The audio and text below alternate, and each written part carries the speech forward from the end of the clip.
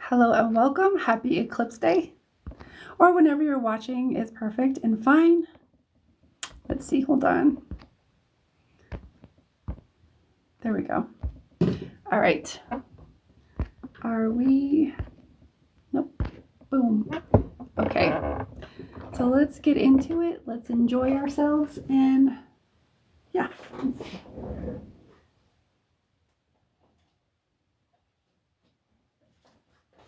I think maybe let's try these. Let's play around.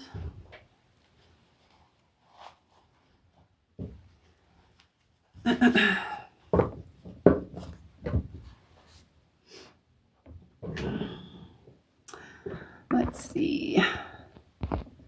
All right, let's swipe these guys.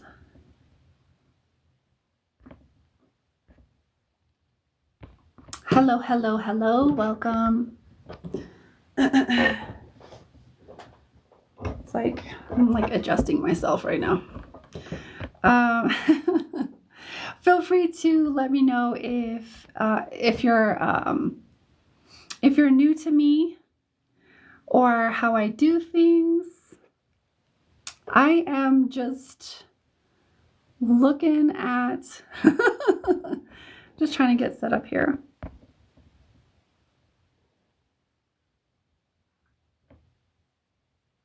No, I guess we can. I guess we'll just do that. I don't exactly like the filter, but it's all good. So, what's up, everybody? Hi, Kelly. My name is Angelica. I am an intuitive empath, an ascended master healer, a quantum healer, and I help others. I help those who are healers, psychics, empaths, etc. to I coach the coaches, I teach the teachers. So yeah, that's kind of me. That's my. Hi, Ash. Hi, Kelly. Hi, Asteria. You're new here, PJ? Well, welcome. Yeah. So, one second. I forgot to get my cards. So, I will be offering free and paid readings today. Boop, boop, boop, boop. Let me just make sure. Let me get my shiz together. So I am offering free and paid readings. Let's see. Oh, what I was saying was I do read people, but I'm not just a reader. Okay, I'm not just one of my things is to actually help people. I act as a catalyst for pretty deep, profound, psychological, mental, emotional, just deep internal transformation for those who are ready for that medicine, for those who are ready to work with me one-on-one. Okay. I do offer one-on-one mentorships, and I'm getting into group coaching as well. So I also do I offer all kinds of different services. So let's get into free readings and paid services and stuff like that, and I'll tell you how everything works. One of the ways to not absorb other people's feelings is you got to have good boundaries. You got to know your boundaries. What I found is I call those initiations of an empath. Is you got to be able to understand your boundaries, mental boundaries, emotional boundaries, physical boundaries, and spiritual boundaries, and you got to start taking responsibility for all of that. And it's initiation, and that there's a lot that comes with that. But does that make sense? So free readings are as follows. So you just comment with your name and a question. It can be yes or no. You can be open, general, love, health, career, etc. Okay. I just don't do pregnancy or fertility readings. Okay. It's just not my bag. Hello. Oh, I like your name. Plant yourself in hope. I like that. Yeah, absolutely. Yeah, journaling was it Asteria?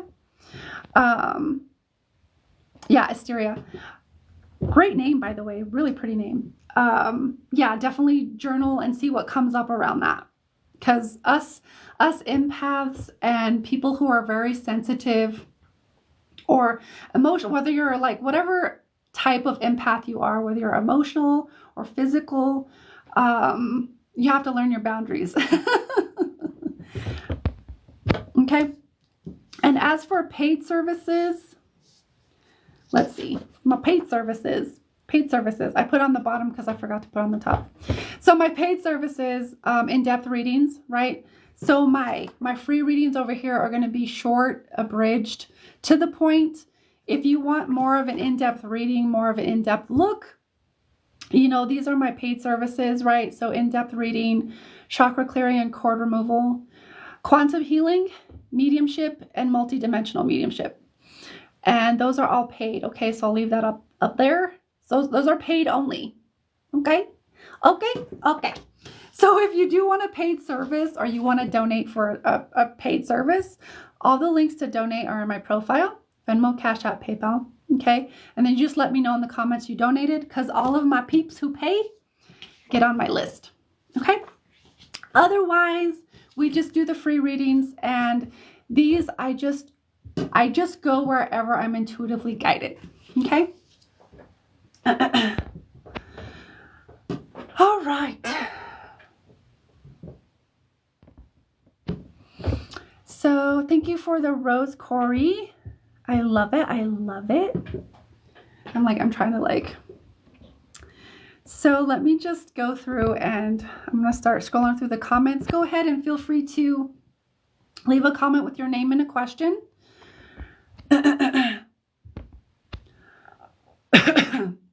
And if I don't get to you, it's nothing personal. I just go wherever I'm intuitively guided. I have to lean more this way. So let me just take one moment to tune into the collective. Thank y'all for joining me. I really appreciate it. So please know that if I'm reading, whether I'm reading for you or not, if it resonates, take it. How does it apply to your life? How could it add to your, how can it add to your experience?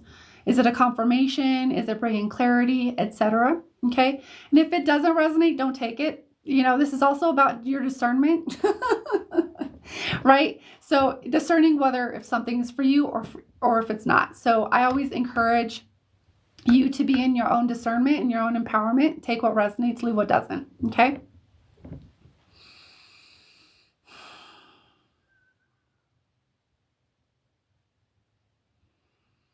And just always know that this is always for the highest and best good of all. Individually and collectively, we always work within the highest integrity to your will and respect to your will, your divine will, your free will, as well as the highest resonance of universal law, sacred law. No harm is done ever. No energy is taken that is not freely given. There is energy work being done in this space. But if you're not ready to release it, if you're still working out the lessons, if you haven't quite got the lesson, it's not going to be, we can't take that from you. You know what I mean? That's your gift. Okay. And that's just a good thing to remember anyway.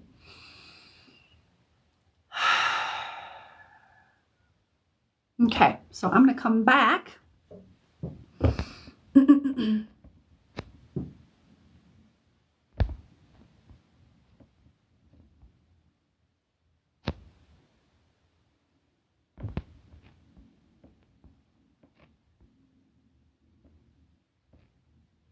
Ooh, okay. Kelly, is it, wait, Mika, is it, say Kelly. So I have two Kellys. So is it Kalisha? McAdams. I'm feeling you, my dear. Are you here? And you said you're just open to anything. The other Kelly says the same thing. Okay, so all right, cool. So I'm just gonna like tune in to you and see what comes.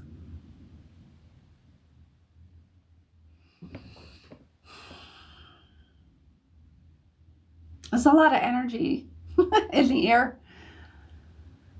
How about that eclipse, man? Whew. Lots of big energy still. So let me just find you first.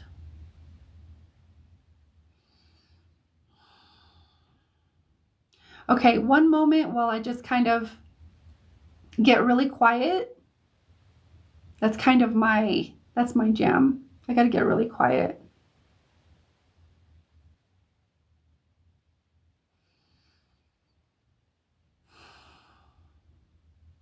So when I tune into you, Kelly, I am feeling the back of my heart, but on my right side. So the way this kind of comes across to me, it feels like unprocessed grief around either a lost loved one or like a lost relationship. So whether that's the death of a loved one or like a relationship, as it pertains to like a more masculine energy, so not necessarily a male, but more than likely a male, like a masculine energy.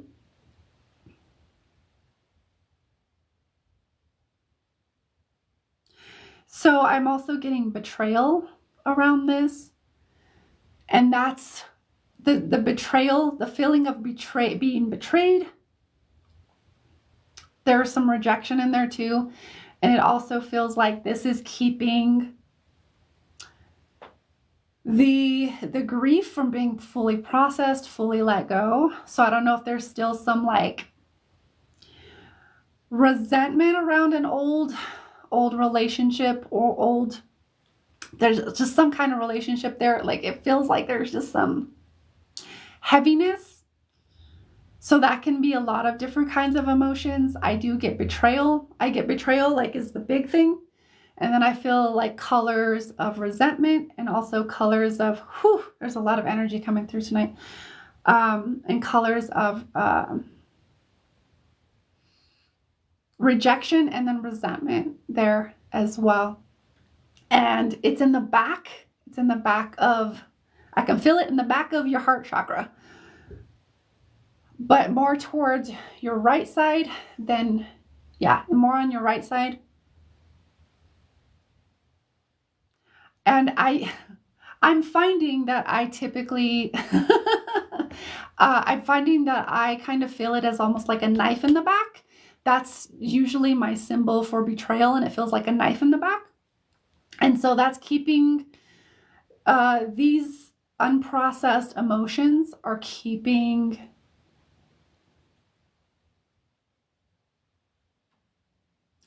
certain relationship dynamics operating, because it actually goes further than that, or it goes back further than that, the like original wound.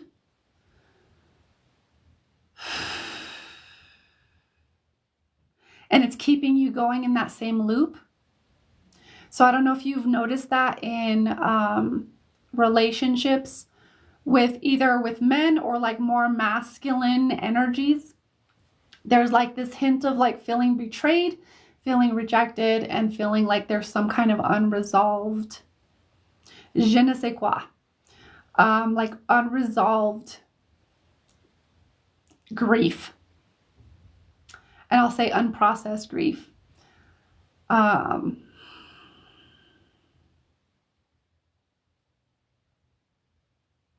One moment.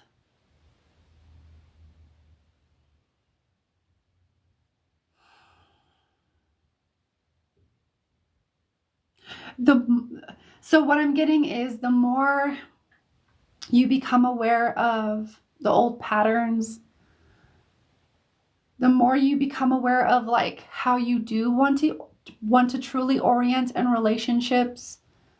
And it doesn't necessarily mean romantic relationships, just relationships in general. How you want to show up within them. what you're available for, what you're not, what type of interactions, what type of connections you are and aren't available for. The more you become more like self-aware, the more these energies or these old operating systems and the old wounds will become more apparent, and you'll be more ready to release them. So I don't know if you're in that space now. You're like, okay, I'm ready to release these things. But it's really like an old identity you're operating out of that is recreating this sense, or this feeling, or even like a manifestation of feeling or being betrayed by masculine energy or men. So yeah.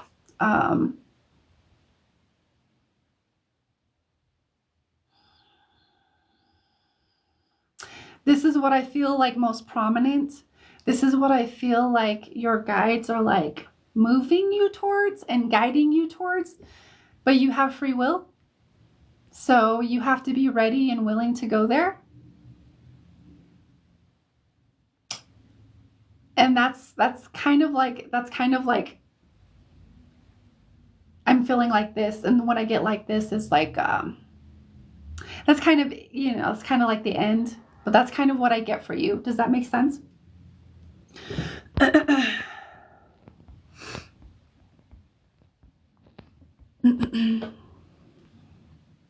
Absolutely. Okay. Yeah. That's what I'm feeling for you, my dear. I hope that helps. I usually like to offer more of a practical solution, or not necessarily solution, but like a practical advice to integrate or implement. But it does feel like when you're ready, the support will be there when you're ready to move more into that, not necessarily problem solving, because you're not something or someone that needs to be fixed. More like when you're ready, like when the student is ready, the master appears, that type of thing. That's what I get for that. Spot on. You're welcome, my dear. As long as it resonates for you, that's all that matters. Okay.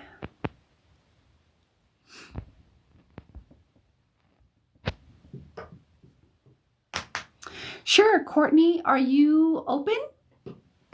Are you open, or are you like specific? Do you want to do you have a specific question? Let me know. Are you open? Kelly was just open, so. And for anybody else who is out there, go ahead and feel free to comment with your name and a question, or you can be open, general, love, health, career, etc. Yeah, just let me know.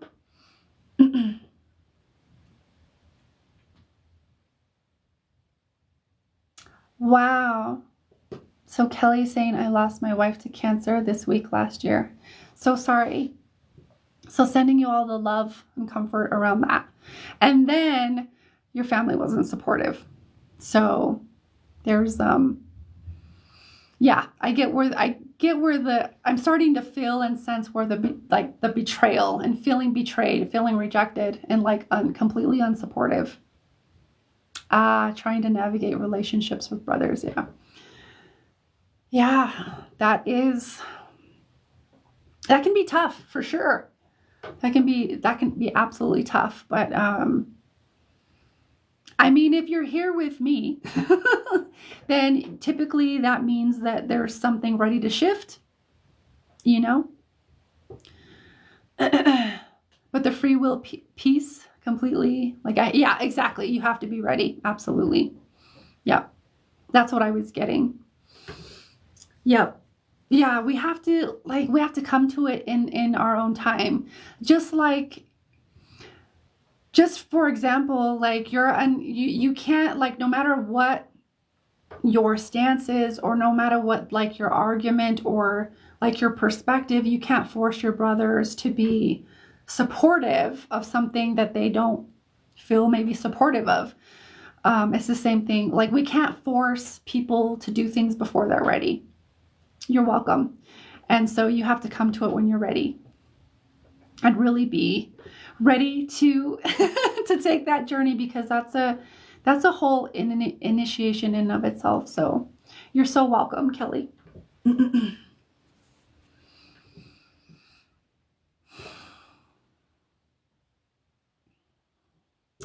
Yeah, sending you all the loves.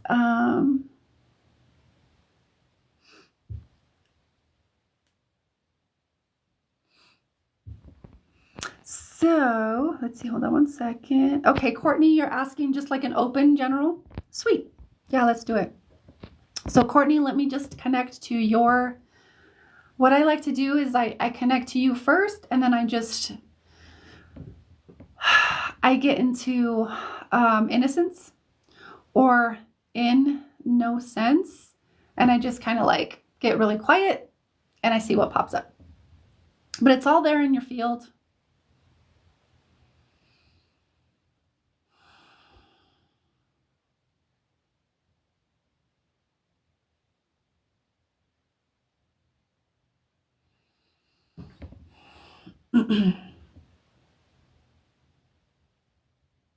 So when I connect to you, Courtney, I do feel the word I hear is nervous.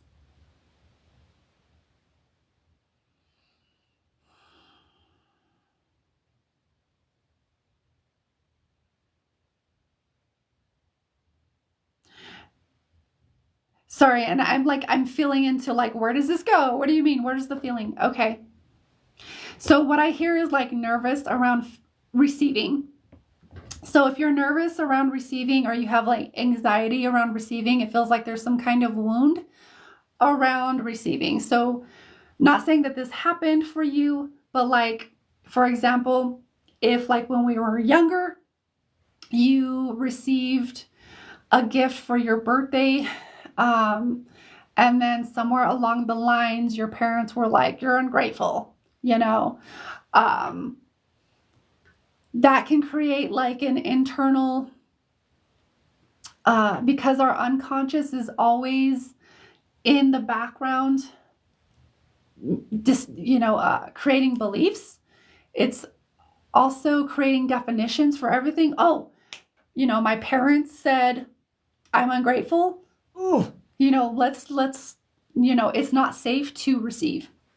So it feels like you have some kind of trepidation or reluctance around receiving, which would then, like, whether it's receiving compliments, whether it's receiving, like, it doesn't matter what you're feeling reluctant in receiving, like whether it's money, compliments, etc. This is definitely gonna cut off or affect your ability to create and receive abundance, especially if you're looking to create financial abundance, which a lot of people are, or even a loving relationship. Because if you want a loving relationship, but you're unable to like receive a genuine compliment, receive genuine love, do you see how you can be in direct conflict with that? So there's like an unconscious wiring that's going on, an unconscious operating system. Feels like it's definitely one of the aspects of you that is coming from is inner child. Like, it is unsafe to receive. No thanks. And that causes internal conflict with the things that you either want to manifest or that you say you want to like actually consciously move towards. So it's going to create an oscillation of like, you might get some things, or you might get a little bit of financial abundance, and then like it'll close itself back off because it's unsafe. Does that make sense? So this part of you is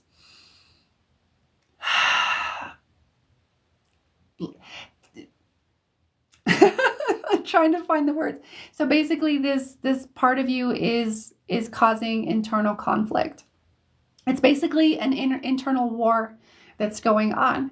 So this for you, it's mainly about receiving, and this what ideally not necessarily needs to happen, but what might be of great benefit for you is to release the old identity, the old pain and wound and emotions and the old beliefs that the inner child has created around receiving, so that you can just more effortlessly move towards what you do want, what you do want to create. I can help with this. It's up to you, but I do have a special of like my 2-for-1 recode sessions, and this helps to like instantly release resistance. So like whether it's limiting beliefs, behavioral patterns, sabotage, wounds, traumas, other things. And we do that by giving instructions to the higher self or the superconscious. And so that's something that's available there, but you can also do it by yourself. You don't need me, but you know, I am there. I am available for that. And I just like to let people know that like, I don't just do readings. I also can help you through this shit. You know, that's kind of my point that I'm making here. But so what I'm getting with this also, Courtney, is like it's affecting all of these other aspects of your life because it's been it's gone on for so long that it's like a center point. I almost see it as a center point, and it's affecting all of these other spokes of the wheel. And it's there's nothing that it doesn't touch in your life. So whether it's career, health, relationships, money, abundance, etc., it's going to touch that. So until those internal conflicts are resolved, it's going to continue to kind of manifest bigger disruptions. Does that make sense? That's kind of what I feel. Is like I'm trying to put this in the best languaging so that you understand it, but I hope that makes sense. But that's kind of what I feel for you. Steph, there you are. Yeah, the recode sessions are amazing. Steph knows. How are you, Steph? Amazing. Thank you. I always struggle with my childhood life because I'm taking care of my parents now. Oh, okay. So that's creating there. And I feel like that's actually there to help you bring up all of this stuff.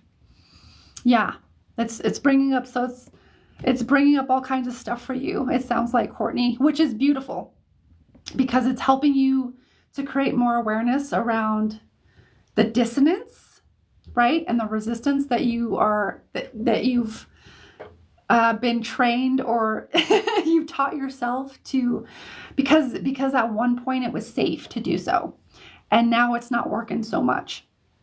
So that's beautiful that you're taking care of your parents. I found that it can be very healing in a lot of ways, and it's also going to bring up a lot of your own stuff because your parents they're the reality makers, right?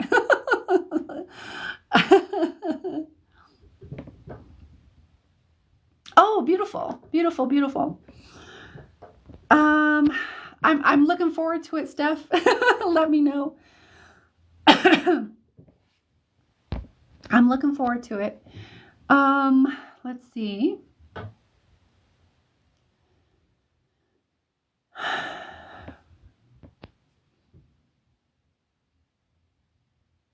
So okay, so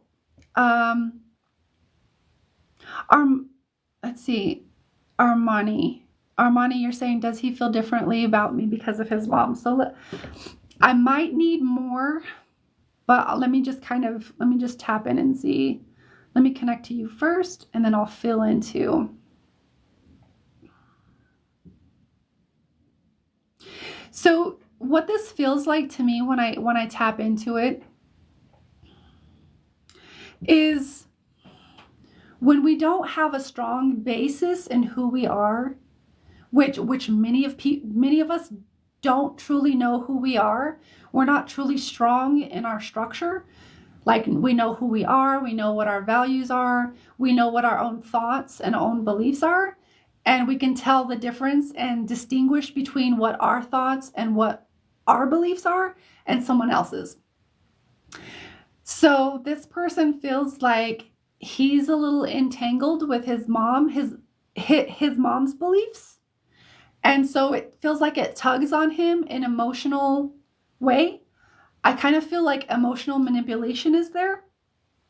And it doesn't feel like it's conscious, so it's not like a malicious thing. It's something that's been there in the family for generations. Okay? So it does feel like there's emotional manipulation, but that's like a operating system that's been in place for generations, like I said. So it does feel like, yes, there is some of that, but it's because of it, he doesn't quite feel like he is truly grounded in his own thoughts and beliefs because of the inner work. This is why it's really important to do our inner work, right? So that we know what our beliefs are, and as opposed to what our family beliefs are, right? So that we can distinguish between like family beliefs or our moms or dads or siblings' beliefs in relation to ours. Does that make sense? It feels like there's an unconscious entanglement going on there. It doesn't feel like intentionally malicious. It just feels like, I fear what I don't understand, and, pulling on that emotional thing, like pulling on that emotional string. Does that make sense? That's what I feel. Nicole, are you still here?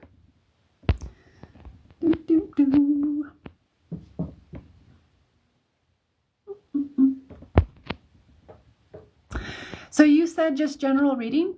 All right. So let me just check in and connect to you. General, okay. General Nicole. Where is Nicole?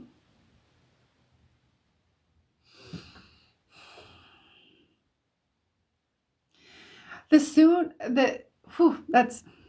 one moment. There's a lot of energy going on. So as soon as I tune into you, Nicole, I feel the solar plexus. I even feel like my bottom right, couple teeth here, like these teeth kind of hurt. So I don't know if you have physical pain or physical symptoms, like ascension symptoms in your teeth right now, but that kind of came on really strong for a minute. But I feel it mostly in the solar plexus.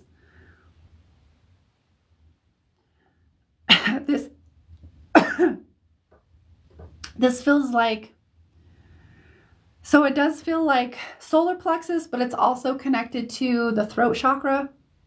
So the throat, or the solar and the throat, they connect in, if we have a strong solar plexus. Oh, excuse me. Yeah, there's a lot. If we have a strong solar plexus and we're grounded in who we are, we're confident in who we are, as a personality, as an identity, we know who we are as an individual. That also directly affects, either positively or negatively, or even neutrally, affects our ability to communicate and express ourselves as ourselves. Being present, being authentic, being vulnerable, listening, right? Communicating, articulating. So it feels like one moment.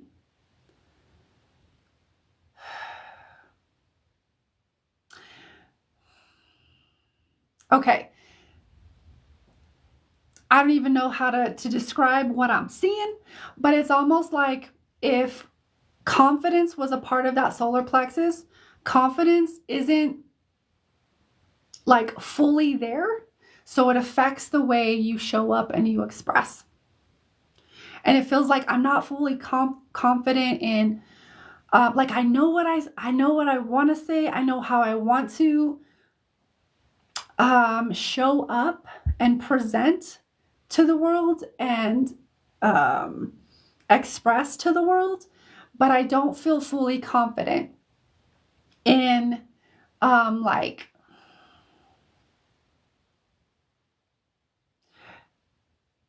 there's a couple of things there.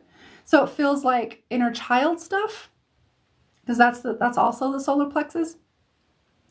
So it feels like the inner, there's a wounded inner child that doesn't feels like they were like almost like one of those things of like children are better seen and not heard.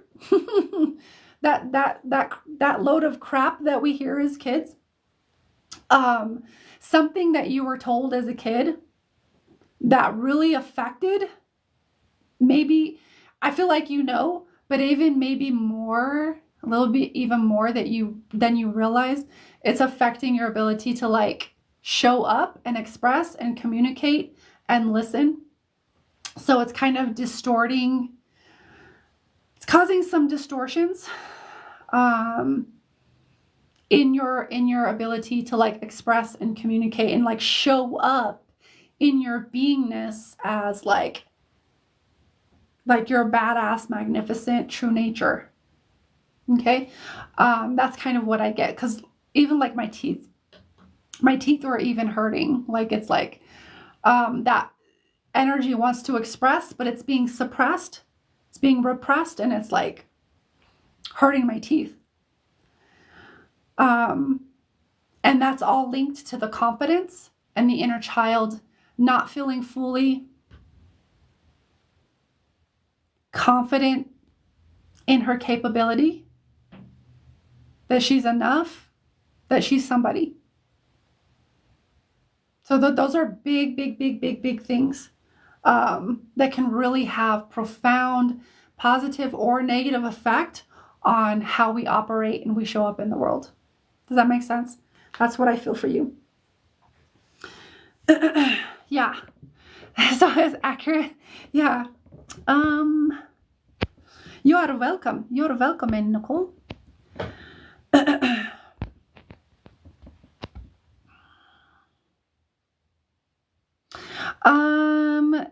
So Megan, you're asking, am I really seeing things in the corner of my eye? You're like in the corner of your vision, or is it from your concussion?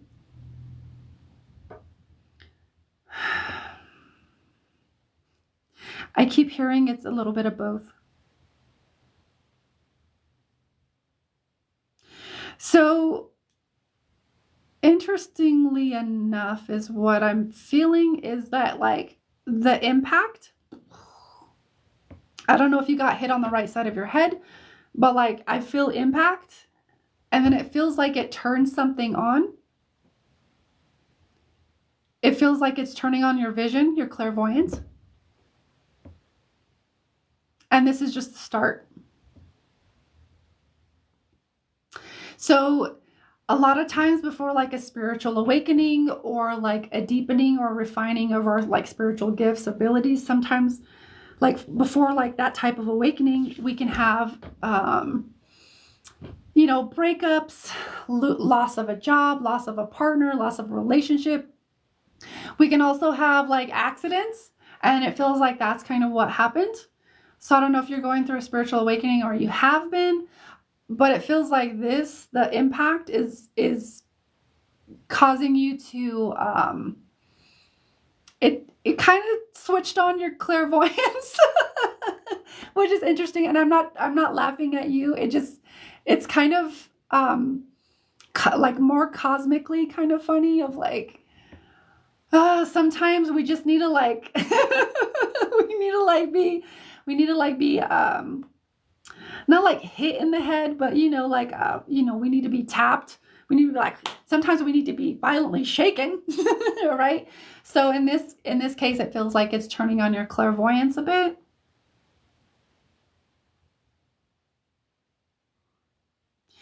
And I will just say this.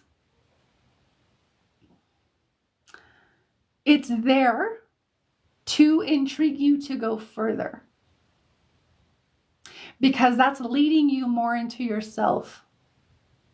Okay?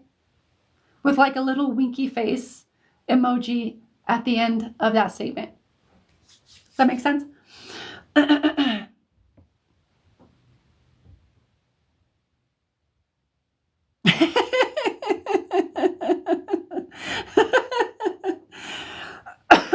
So that's what you were thinking, but wasn't sure if I should bring it up to my doctor.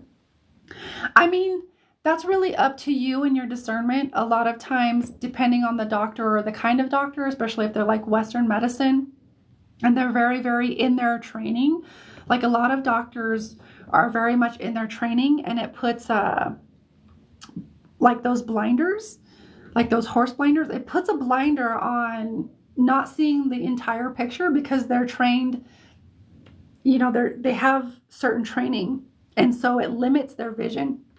So it's really up to your discretion and your discernment. I don't know that he would be open to it, but if you feel like he would, then that's great. Follow your own intuition there. It's funny that you said, that you hit your head on a toilet paper holder.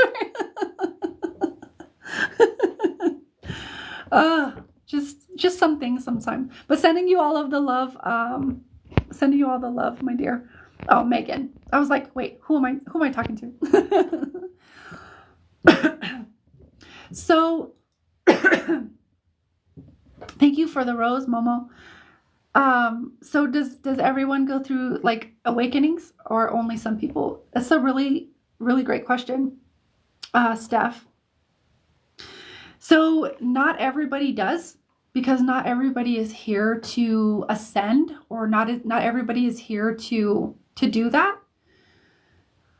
Some people are here to hold the frequency of the old paradigm, so that us who are awakening, or who are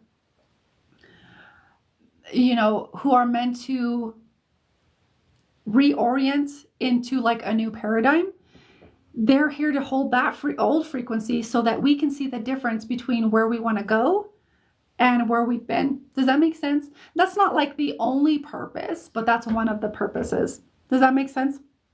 So not everybody is here to have like a spiritual awakening. Some people are here to just be a part of that old paradigm.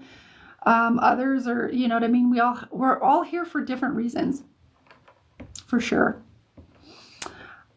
Thank you for the roses. Oh, New Zealand. I love it. Hi, Melody. Megan, I'm kind of scared of seeing darker things. I've only really seen movement, and then nothing is there. Okay. So yeah, so part of let me sit up here. Part of what might be really beneficial for you, Megan, is to release the fear around seeing dark things. Dark things. I mean, what really dark things are, all they are a reflection of your own unconsciousness, or your own darkest fears, or your own worst fears, right? So even if you did, what would be the worst thing you could possibly see? And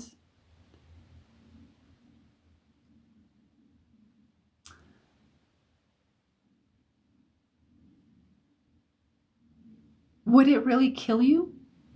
Wouldn't it? Those types of things, regardless of what we see in movies, or how the movies try to like make things bigger and more scarier than what they are. I totally get it though, because I had a lot of fear around like, I don't want to I don't want to see things. So I totally get that. But I'm just saying, like, a thought experiment. Would it kill you? No. It'd be scary. It might be scary as all as all hell or as all crap.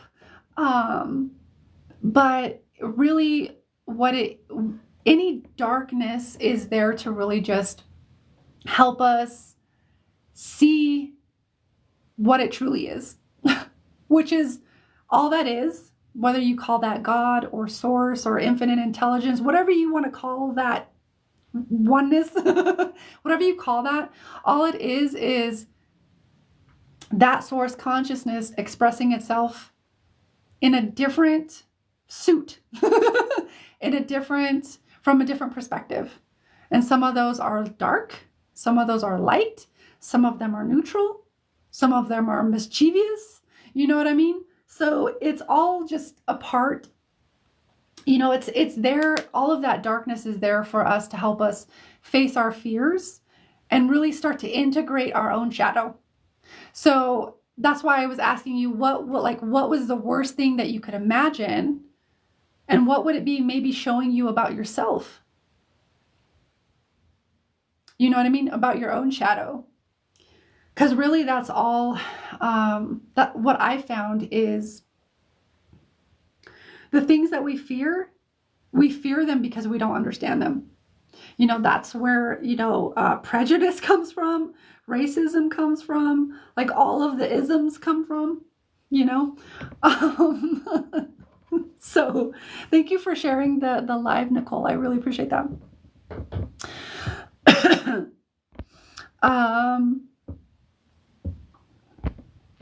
Let's see, hold on.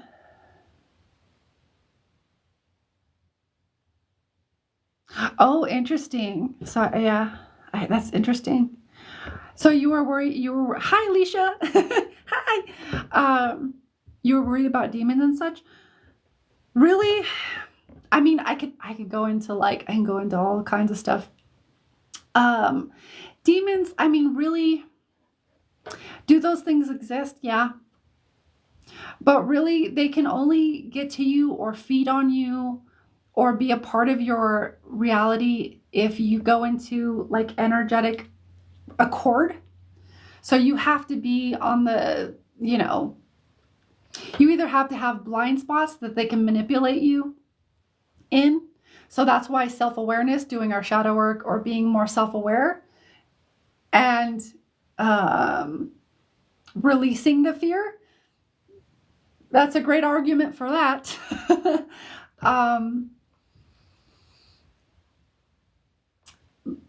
But if you're truly operating in your light, are starseeds, light workers, empaths, people who are sensitive, can they be a target? Absolutely. However, if you do your work and you dedicate you dedicate yourself to greater self-awareness, how do I not protect? I don't like the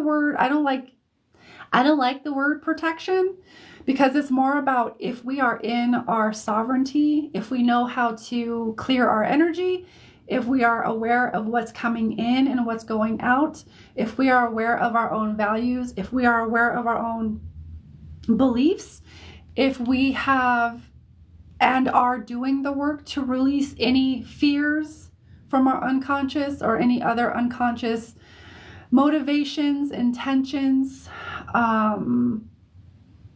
operating systems that might be operating in fear, it becomes a non-issue. Does that make sense? You become like neutral. You become more neutral to the idea. So it just really all of that is showing you, Megan, is that you have a strong emotional charge, which is fear, around the idea of like seeing a demon or any other things, which you can't really attract to you. That if you're not in that resonance, they'll stay to be honest, they would stay away from you because they would know you can't be manipulated. They would know that your frequency would literally repel them away. They're like, I don't want anything to do with that. Does that make sense?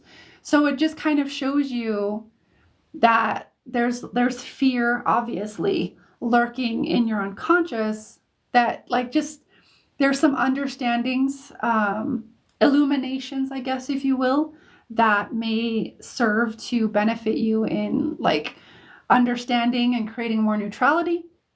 But also there, I feels that like there's some inner child stuff around seeing that type of stuff. Like, oh, it feel like that you're powerless somehow. Does that resonate? Because it feels like, oh, I feel powerless. Fuck. Like there's nothing I could do with that. You know what I mean? That I feel powerless, I feel helpless. That's kind of what I get. So I would go into like, so one of the things that type of archetype demons, which are fallen angels, you could look at them as fallen angels, are there to show you of where you're hiding your power and where you're giving your power away and where you're maybe afraid to be in your power. Does that make sense?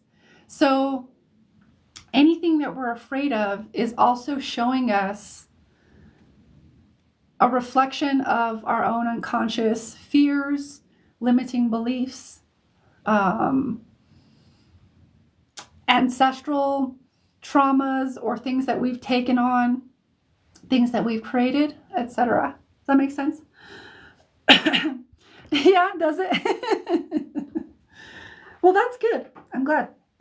Really, I kind of realized early on in my spiritual awakening that I mean, because I was afraid of everything, like fucking everything. But I realized that all I needed to do was start to understand these things and these concepts and release the fear, and then it would be like a non-issue. And I would say it's pretty much worked out that way. It's been a lot of work, but yeah.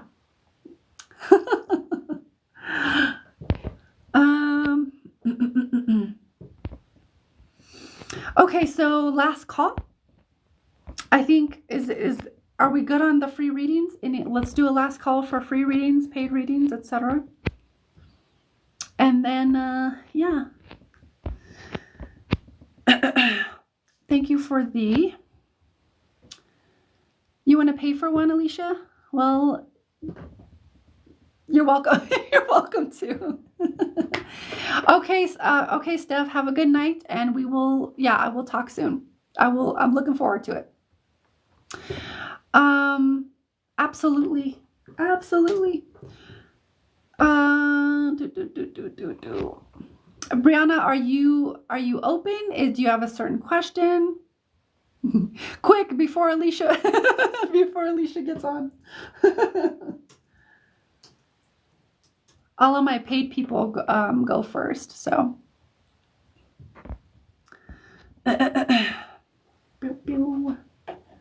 Let me.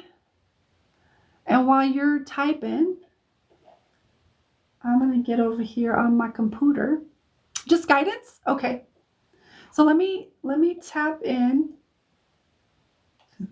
I have like 40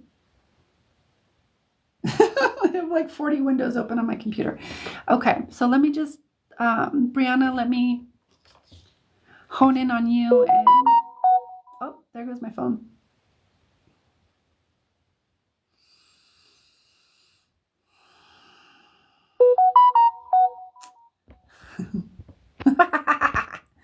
One second. There we go. Okay, sweet. I see you, Alicia, if you're here. So let me tap in for you, Brianna. 1 second. Let me just get really quiet.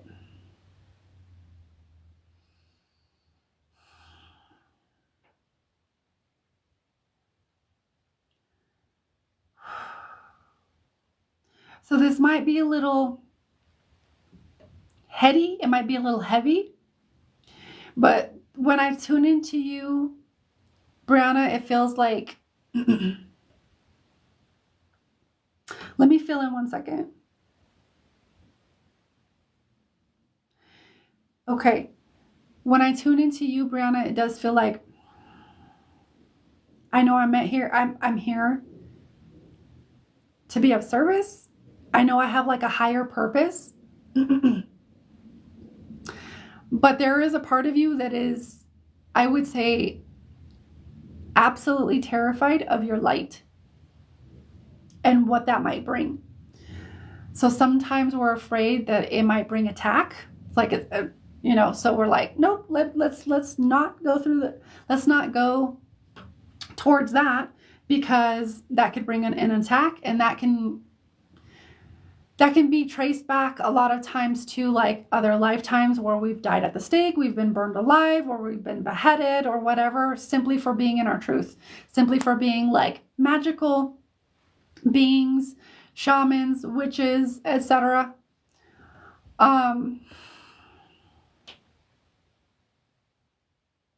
A sage, an oracle. So it feels like there is what do you mean? One second, let me just trace something back.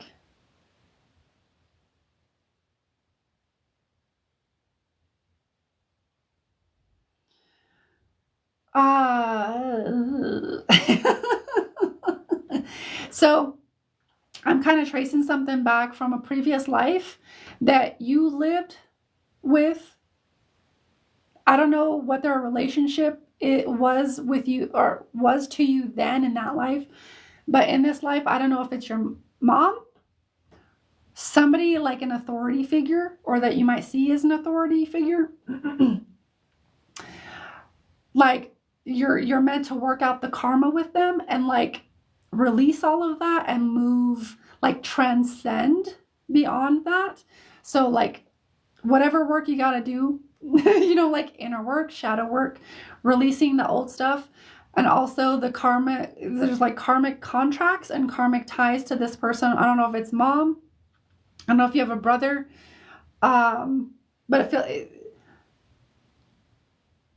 it feels more masculine, but women can show up as masculine too, as like like rule, like controllers, and like being like, I gotta control everything.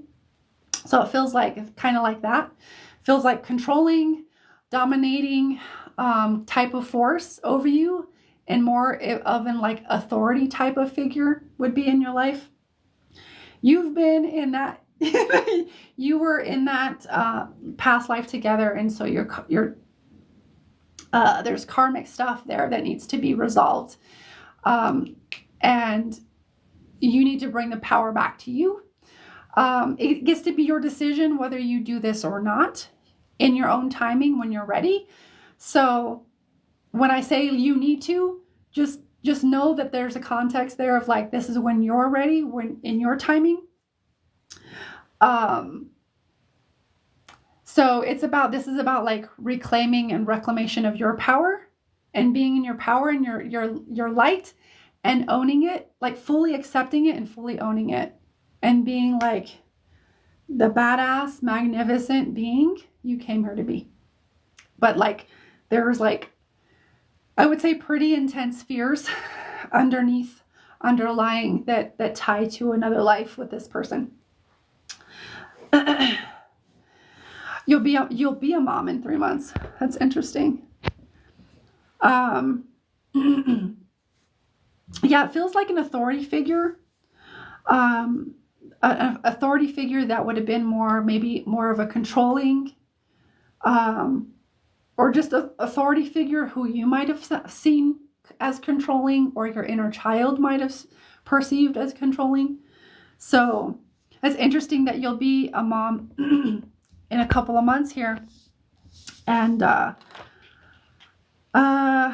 yeah, I would definitely invite you and offer you to really look at that, because if you don't resolve that gets passed down.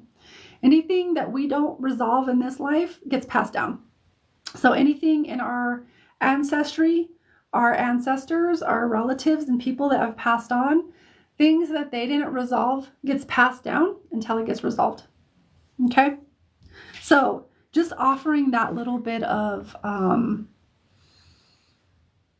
information, and it gets to be your choice. So congratulations on being a mom. 1 second, let me grab a pen. Yeah, and that's going to come in time. And I feel like, if you're going to be a mom here in several months here, that might even activate you further and like activate, but like even inspire you deeper and like even more to like rise up above these patterns, to at least start to take action so that you can show your baby that it is it's possible. You know what I mean? And give them like, so you're doing a lot of things. You would then be creating new templates for them to live by. You wouldn't be handing any of the other stuff down. Yeah, you could be doing all kinds of really amazing things, but it gets to be your choice. Yeah. Yeah, it's definitely pushing you. Yeah, I feel like it might more than, yeah, I feel like it, but like once you're in it, I feel like you'll be like, oh, okay, yeah. So there's that. Sounds like it resonates.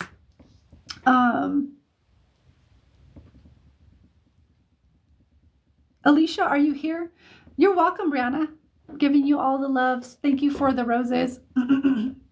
Alicia, you sent a donation for a reading. Are you here, my dear? Or am I still waiting for Alicia?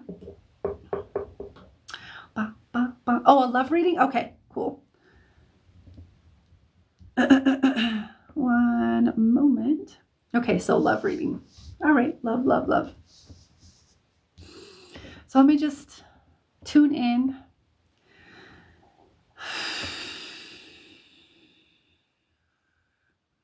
Okay, love.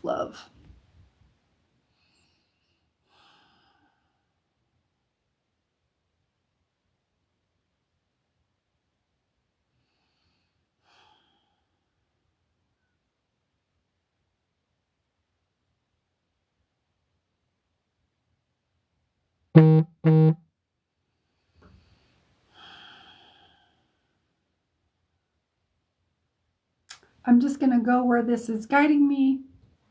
So give me another moment or two.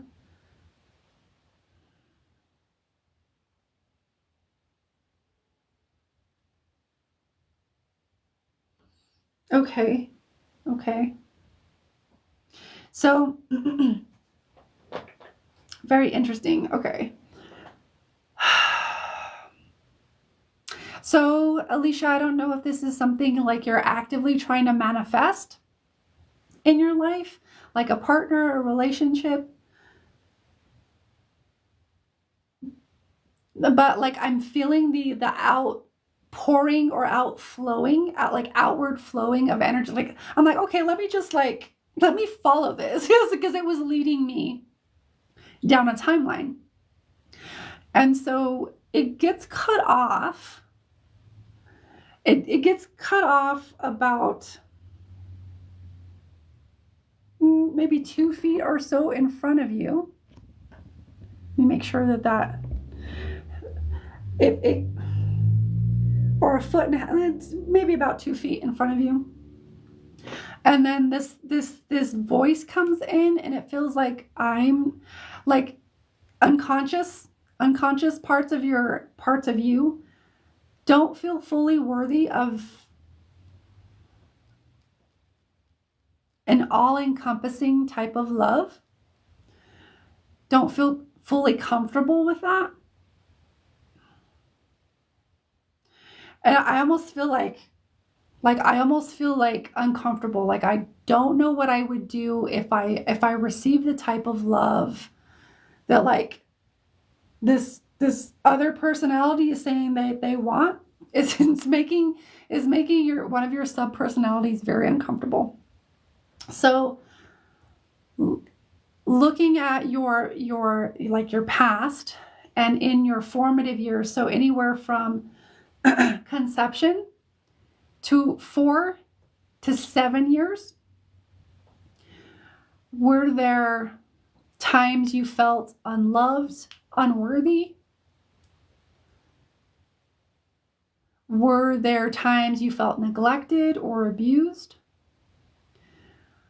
These formative years really do create a lot of different patterns, especially if we're talking about relationships here, specifically romantic relationships, but like relationships are relationships.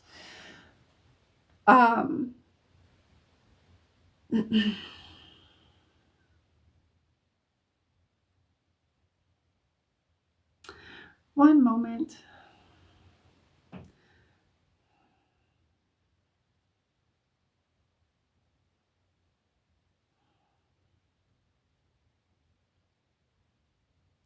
I would say it's the wounded child.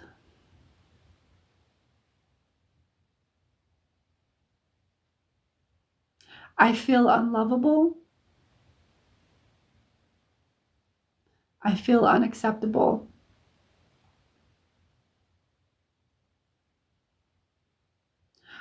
As I am. I feel unlovable as I am. I feel unacceptable as I am. I feel like I need to change who I am to be acceptable, to be lovable.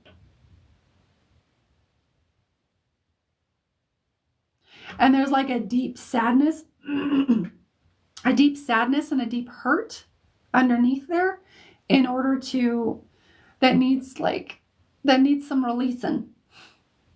Because it's literally in direct conflict with your conscious desire to manifest that. Does that make sense?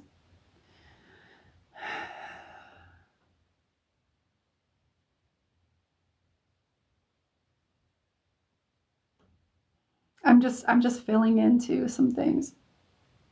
So it feels like, I will say, until like this, you can call it a block, you can call it, because it's part of your identity.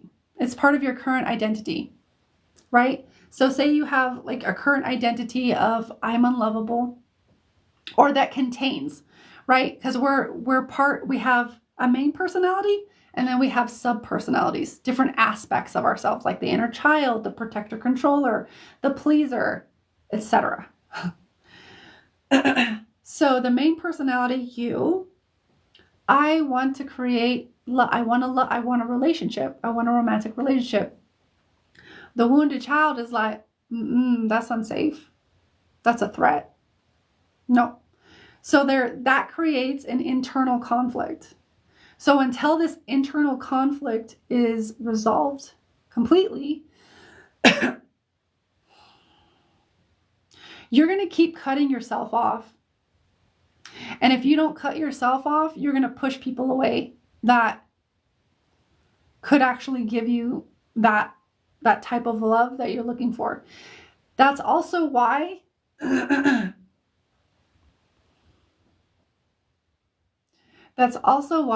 feel this other person coming. I feel this other person there that's waiting, but you guys made a contract before coming in.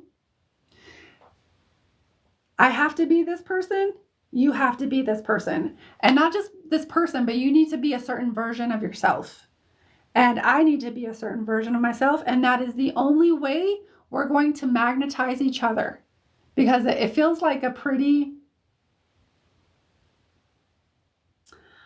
like, I would call it a miracle, but like, it feels like kind of like, how did this happen type of like, wait, what happened there? How did I manifest this? What? It feels kind of like a awestruck type of thing. And that's how just having all of your aspects on the same side can profoundly speed up manifestations and allow you to effortlessly manifest your desires, your dreams, your wants, your hopes, all of the things, your choices, right? So until this is resolved, it's like, I feel you keep cutting yourself off. Like, I'm not ready. Or if someone does come in, you'd like, you there, it'd be like trying to find fault. Like, no, I don't think so. Nope. There would be some kind of agenda to find fault. And that goes back to that, that subpersonality, that wounded child of like, nope, they are the same. They're exhibiting the same behaviors as what happened when, you were a kid. And it would be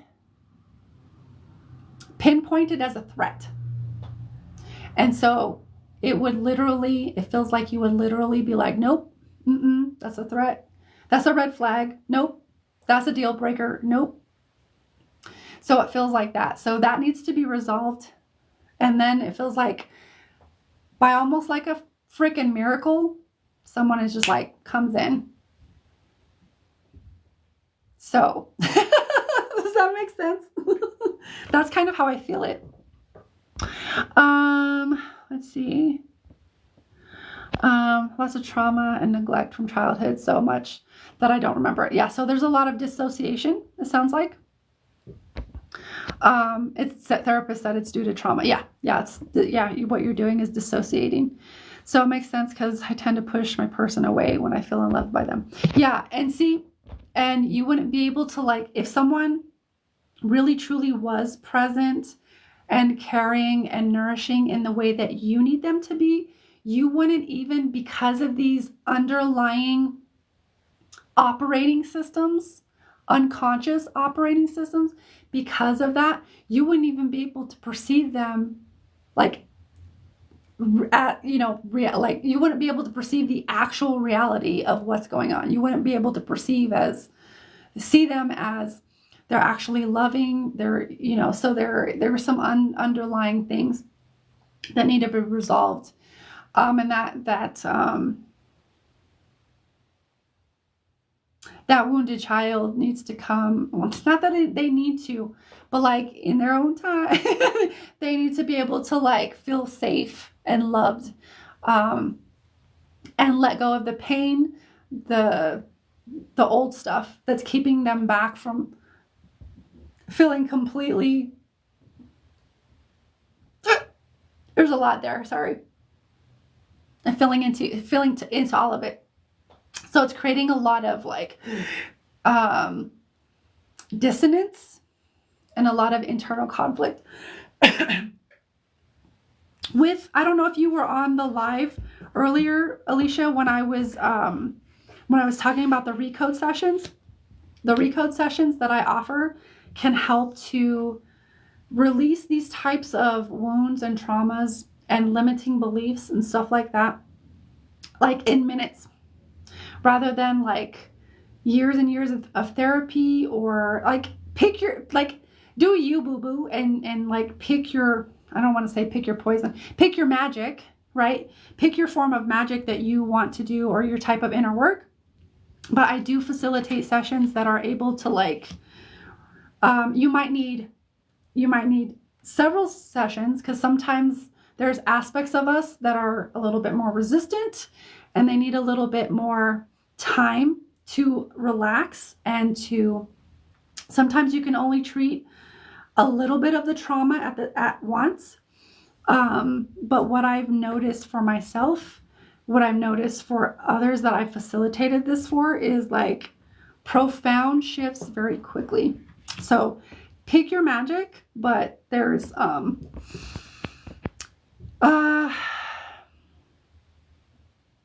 yeah. You know what? You can even go right now. I have I'm trying to think right now. If you go to the link in my profile and you go to the services and booking, there's like a 2-for-1. It's called Super Conscious Recode Session. It's literally 2 sessions for $111 right now, which is an insane deal. But you get literally 2 for 1, and that price is going to go up soon. So pick your magic, but that's there. Okay. I just like to put it out there because this is what I'm here to help people with. I don't want to just pinpoint your shit. I want to actually help you through that. It's so crazy how you read me so well. My heart was in the throat. It's in your throat. We'll tell you.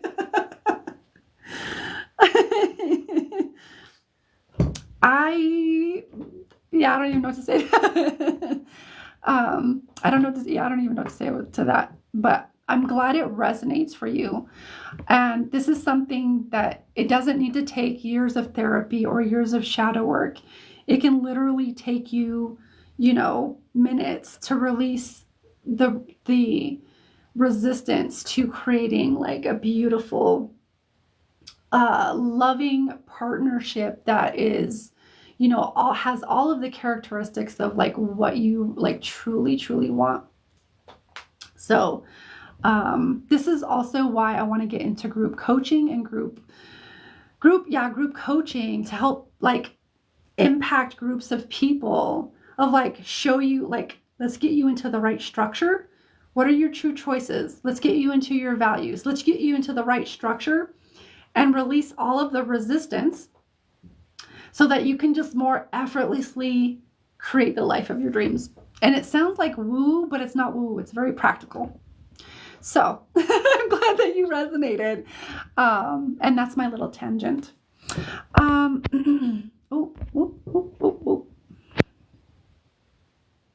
Ooh, that's a, let's see. So Belinda, you said, what does Spirit want me to know today? I'm feeling loved. That's beautiful.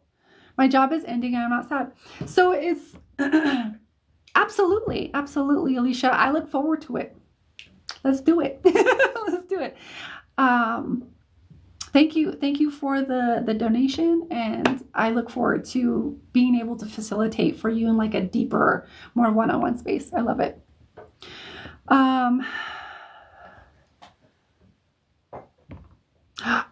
Katrina, today was the eclipse, so it's like the most potent day. So it's bringing up a lot of people's shadows, a lot of people's stuff, the gunky stuff, like in our unconscious.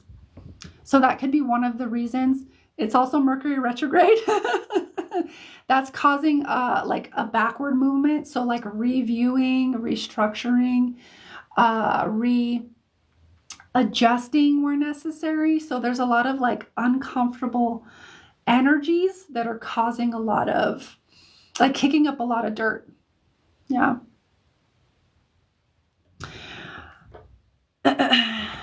Well, we're sending you all of the love, Katrina.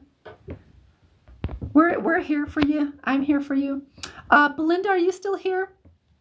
Belinda was saying my job is ending and I'm not sad. I think that's beautiful. I think that means that you're feeling in alignment. There's, like you're feeling more into the possibilities of what is. You're more open to the possibilities of what is, Belinda, rather than holding on to what no longer serves or what's no longer like meant to be in your reality. You know what I mean? I think that's beautiful. Let me kind of tune in, because you were asking what does Spirit want you to know? When I tune into your field, your field, Belinda, it feels like openness. It feels like, with all of the energies, like the eclipse and the Mercury retrograde, all of these other chaotic energies, it feels like you've really found a center point and a grounding point, and I would really drink this in while it's there. Does that make sense? And really allow yourself to feel into like how good it feels, how because it feels really peaceful to me. It feels really grounded and centered. Does that make sense? So I would really drink in like how good does this feel? And I really amplify that feeling. Wow, I feel so peaceful, and just feel it. Wow, I feel so centered and grounded, and just feel it. And like feel how good it feels to like have this job that's ended and you feel very neutral about it. And maybe even notice how you feel like the possibilities. You can feel into the possibilities of like, wow, now my time is freed up for something amazing, and feel into how good that feels. All of the new possibilities that are coming in and going to be available to you because you have more time. And depending on how long you've had the job, it's creating a lot of space. I mean, whether or not, it doesn't matter. Like it, I don't necessarily want to call it a loss, but like not having the job there, now it's created so much space. Feel how spacious it feels. And now you have so much more space for so many more possibilities. What do you want to manifest? What do you want to like choose for yourself? What do you want to experience? What do you want to create? And I would really amplify that feeling so that, to me, I see it as emotional mastery, because then you have like a grounding point, a center point to go back into maybe when things feel a little bit more ungrounded, feel a little bit more chaotic, or you feel a little bit less than centered. You can go back into, oh, how did I feel? Let me recall that centered point, that grounded point, that point of peace within me. I call it emotional mastery, but it's more than just that. It's being able to like really ground into a certain feeling and feel it now and recreate it over and over and over again. And sometimes you'll be better at this than others. That's okay. That's part of the process. Sometimes you won't be able to access it all. That's okay. It's part of the process sometimes. You're just too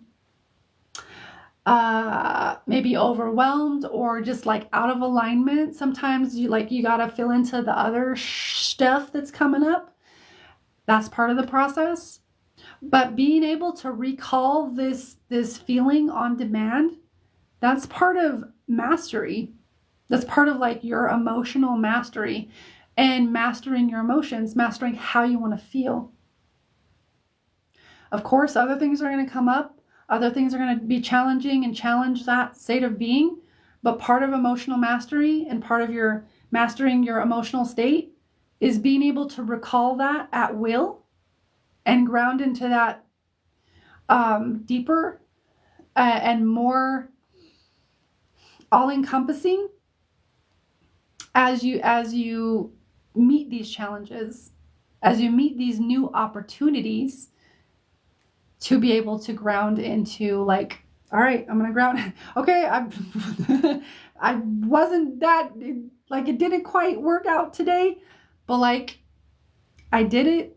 I made it a valiant attempt, and I'm gonna try again tomorrow. Does that make sense? So it feels like being able to recall this emotion in like state of being, that's a very powerful, I would even call it like more an advanced spiritual tool to be able to really ground into that and find that, because that can become an anchor for you. Then amidst all the chaos, you get to be grounded and centered. And from that groundedness and centeredness and peacefulness, you get to receive the divine guidance. Oh, what do I want to do next? What am I inspired to do? Oh, yep, I want to. So you get to be that gets to be your anchor point into like creating something new that you want to experience, do, or have. Does that make sense? So that's kind of what I feel is like, amplify that and then recall it every day. See if you can see how good you can get at recalling that peacefulness. Because there's so many things you can do with that.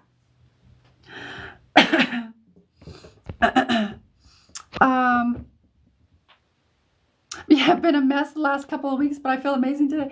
I would take absolute advantage of that. Absolutely. That's beautiful. 6 years of toxic and not wanting to be there. Laying on the grass and loving the outdoors. I love it. I love it.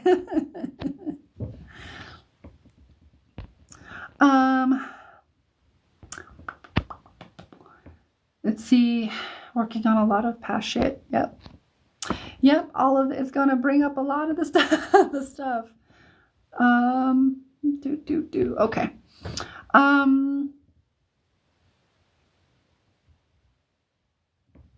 One second. So there's like, let me just kind of fill into. Okay.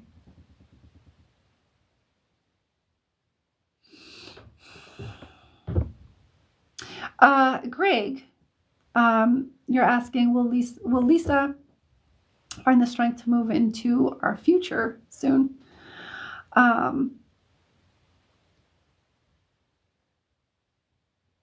It is. It's USD. Yep.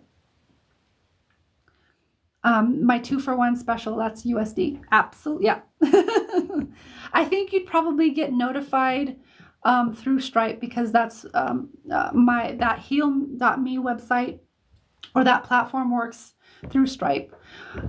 Yeah. You're welcome. Thank you, Belinda. So Greg, will Lisa find the strength to move into our future soon? One second. Let me just kind of fill into this.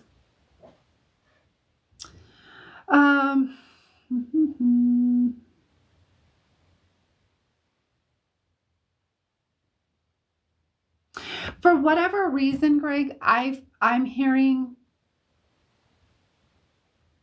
I'm hearing expectations around you, like that's what I'm feeling reverberate in your field.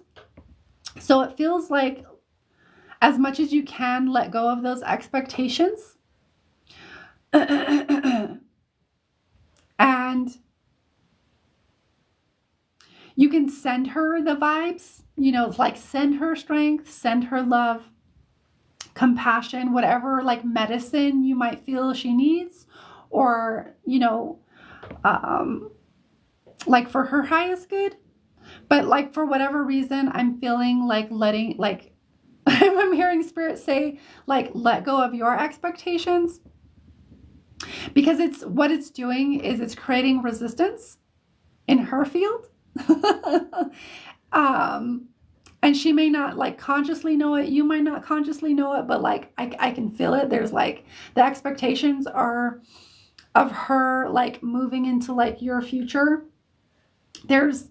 It's creating like a resistance, and it's like when you put like two sides of this of magnet, or two of the same sides of you know what I mean.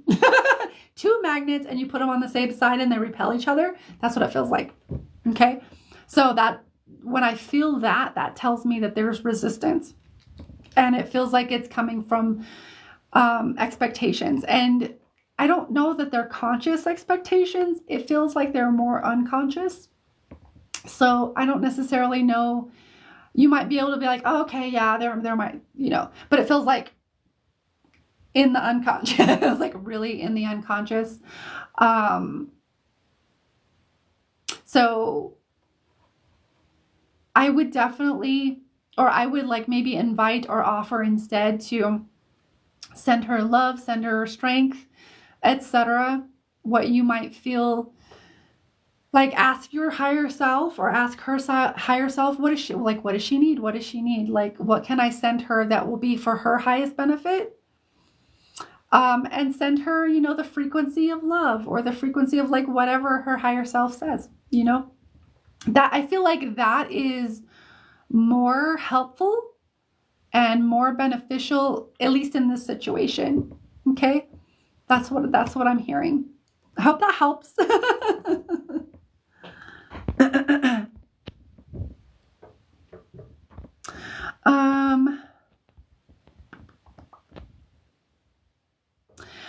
Carla, are you still here, my dear?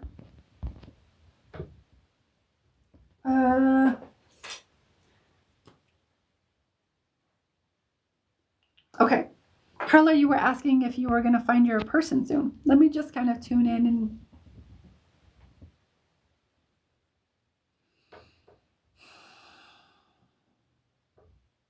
one moment.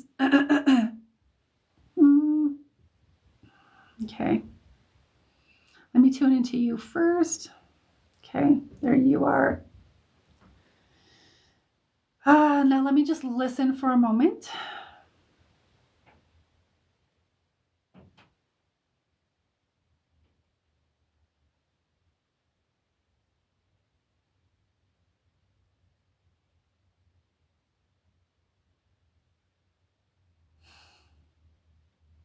It's interesting. I don't even know how to describe what I'm like hearing. So I feel like I'm hearing you on a conscious level say like I want my person. I want to manifest my person. Like whatever your wording is, I'm hearing that, and then I'm hearing like underneath in the unconscious, I'm hearing like whispers of like no, like it's literally coming in whispers, and I've never heard anything like this before, so it's interesting to me. But it comes like no, like no, like I can't even mimic what I'm hearing, but I'm kind of hearing like no, don't do it, don't do it. And then there's a little bit of like that's unsafe. So it's like whispers, but it's also like echoing.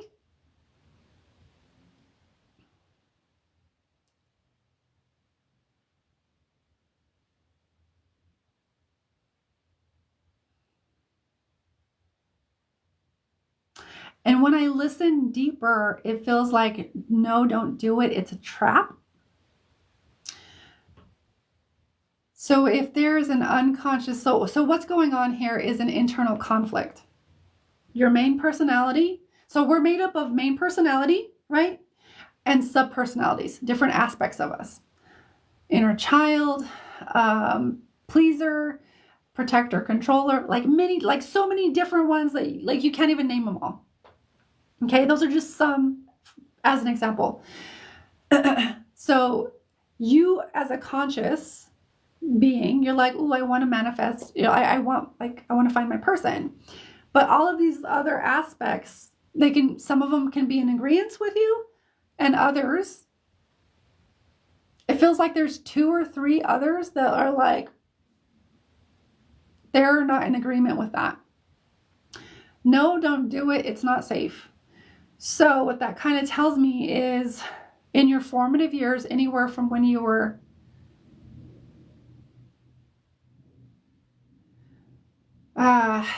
conceived to anywhere from before you were conceived to 4 to 7 years, it kind of depends. There were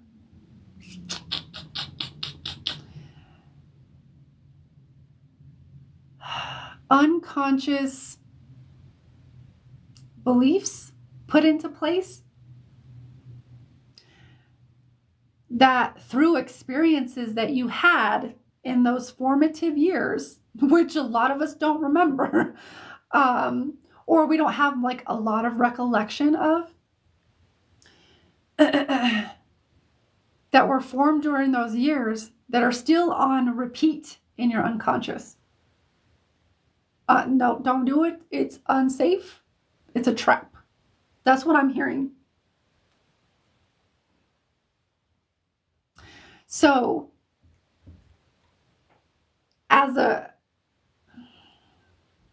with all of that in mind,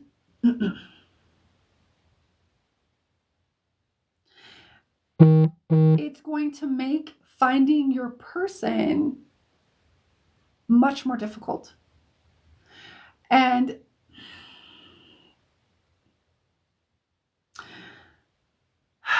one second, let me just kind of fill in here, because it kind of varies for everybody. Some people can bring in the person, even having these internal conflicts, like almost as if by like miracle or magic, like we can bring them in. But most people, certain issues have to be resolved for you to be able to like effortlessly manifest certain things, because there's a lesson there, because there's like certain things that need to be learned. There's certain things that need to be rewired. Okay. To be honest, I'm not getting a read on which one you are.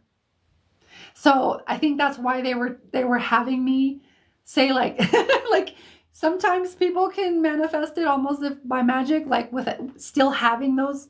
But the thing is know that if you do manifest that person, like you're going to find him. I feel like it would be easier without these, because it just naturally is going to be easier without the internal resistance and the internal conflict.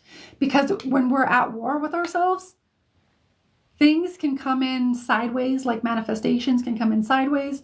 Sometimes if we want to manifest financial abundance, it can flow in a little bit and then it can close. It can flow in a little bit and then close, cause a lot of frustration. So it can affect our ability to effortlessly, like really truly create the reality we want to create for ourselves. So it's going to be a lot easier if you have these internal conflicts resolved and the internal conflict released. Okay. And anything that goes with that. But if you do manifest that relationship or even a relationship, and you still have these things going on, you're still going to be operating in that with this person, and that's going to create friction until you work that out. Okay? So either way, it's going to be much more easy, much more effortless if you resolve the conflict, if you are able to release the stuff that's causing the internal warring with yourself. Okay? It does feel like yes, but it's going to be a lot easier without the things in the way. And like I said, I do facilitate certain, they're called super conscious recode sessions. I do facilitate certain sessions that help people to release this. We get you in the right structure. That's what we do. We get you in the right structure. We get you into a true choice, get you in the right structure, and release all of the different resistance that's there towards creating whatever you want to create. And we were able to release it in minutes rather than years and years of therapy or years and years and years of like shadow work and other things. I can't guarantee that like we're going to like do the thing so you can do the thing and manifest the person. Because you got to be in the right structure. You know what I mean? And sometimes certain aspects are not on board, and we treat every aspect with respect. And because of that, sometimes certain aspects are only available for certain amounts of treatment. Okay.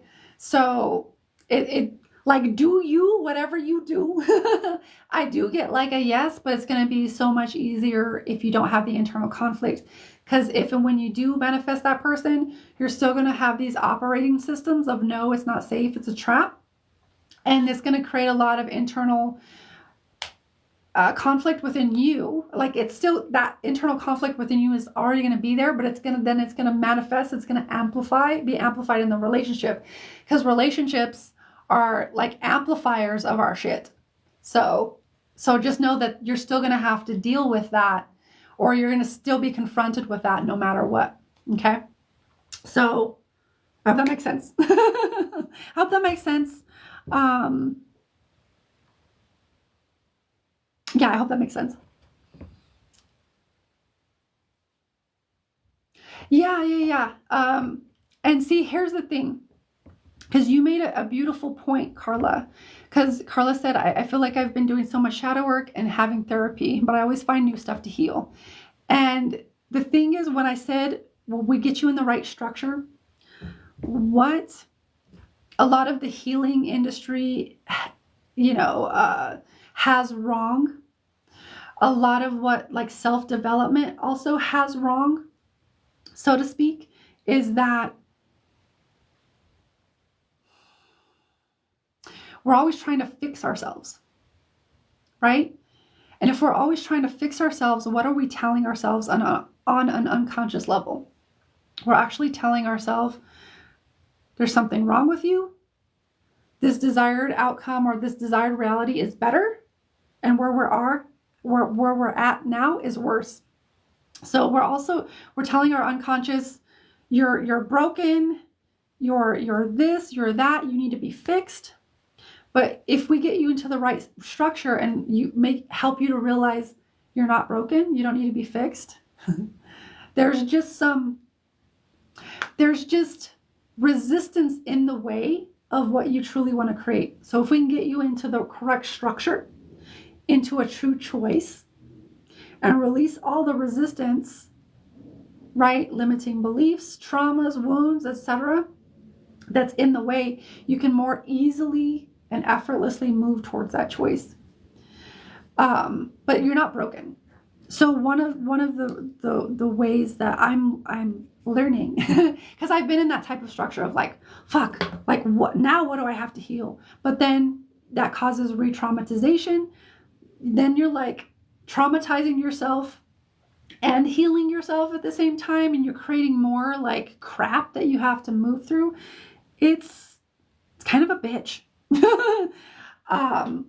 And so it's basically you have to get into the right structure. You have to get into a creative structure, into creative tension. And this is why I'm going to be doing more. I'm going to be doing group sessions, is to show people how to do it and orient into that, because it's not like just a one-off.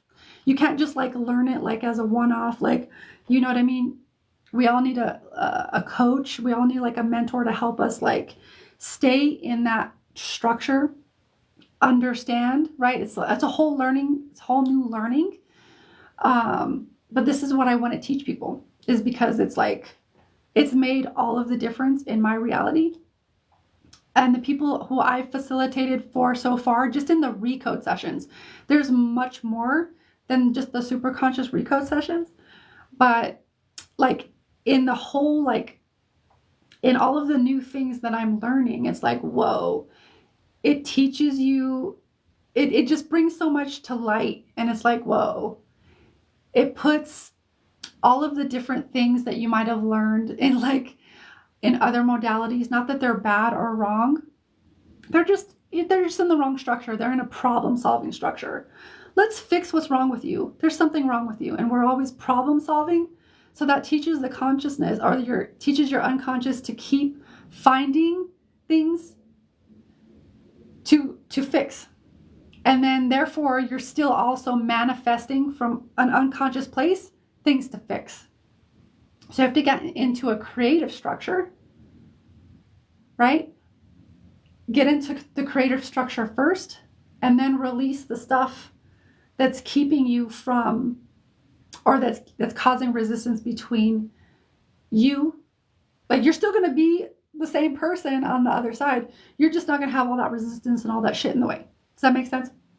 So, it's beautiful. It's like, oh, I'm not broken. I don't need to be fixed. I don't need to be healed. Like, I call myself a healer, but it's really so that people who are drawn to that work, I can help them reorient themselves. So it's kind of like a hack, like I'm hacking the matrix.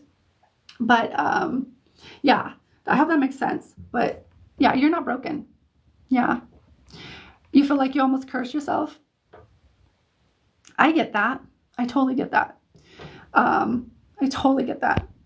Especially if you've like, I mean, I'm not sure what you mean by that, but I feel like, especially if you feel like you've done so much shadow work and therapy, like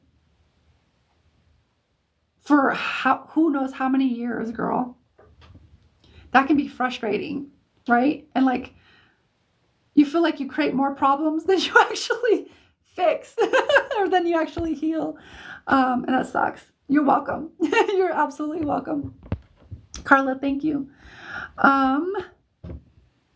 Recode. Yeah, if you go onto my link in my profile, you go to services and booking, you'll see it as a 2-for-1 super conscious recode.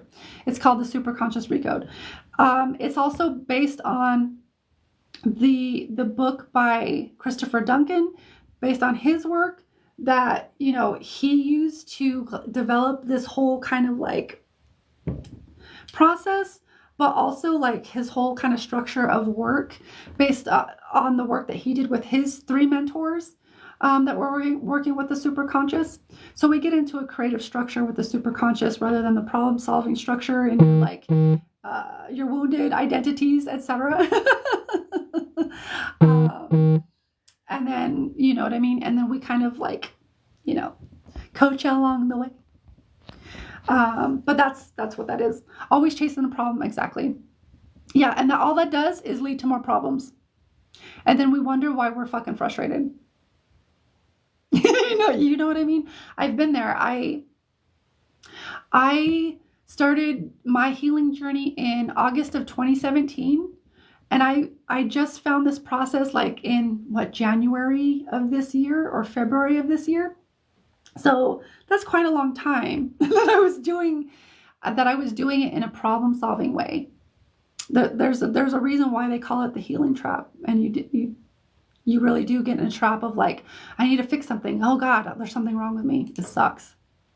So since I've oriented in this way, I can't tell you how much I feel so much more like grounded, aligned. I don't need to fix myself. I feel so much more just me. And I don't need to like fix anything. I just need to like, it's a new way of orienting myself. And that it's new. So I have my own coach. I have my own mentor that's helping me out. And I'm learning a lot. And so I want to be able to like teach people as I go, as I'm learning this stuff. So yeah, I kind of did. Yeah, it was time for me because I've been asking, like, I know there's something much more easier than this that can like instantaneously heal or like release resistance, and I don't have to go back and try to like convince myself and do belief work and all of this other bullshit because it wasn't working for me. No matter how much belief work I did, no matter how much like shadow work or any other stuff that I did, it's great and it does create self-awareness. But if we're approaching it from like a problem-solving mindset, all it's doing is setting us up to create more problems and manifest more problems. So yeah. But the book, I wish I had it in here, but the book, if you want to, you can even like check out the book You're Not Broken by Chris Duncan. Anybody, it's worth the read because it's based on that work, on this work, or on, yeah, the work is based on that book. And that's who I'm learning from, is Chris Duncan. Yeah, absolutely. I would definitely check it out. So with all of that being said, I'm going to, one second. Ashley, did you have Ashley, did you pay for a reading, my dear?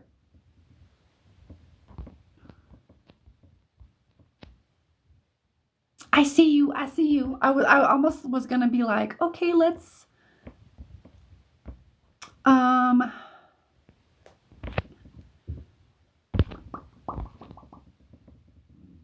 yeah, I seen that. Ooh, excuse me.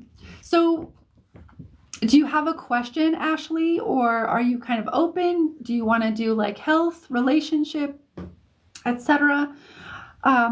Ooh, that's pretty. I like that. I like it. Thank you for the hanging lights. Ruby, I do not do, so I'm so sorry, my dear. I don't do like pregnancy or fertility, like readings or predictions or anything like that. Okay. And while Ashley is writing,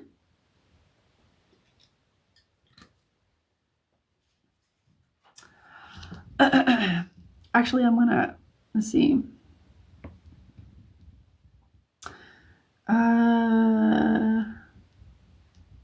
Let me write. Let's see, it was Venmo. Okay. Oop. Let me know what magic, or if you have a question, Ashley, so we can get into your reading. Thank you for the donation, by the way.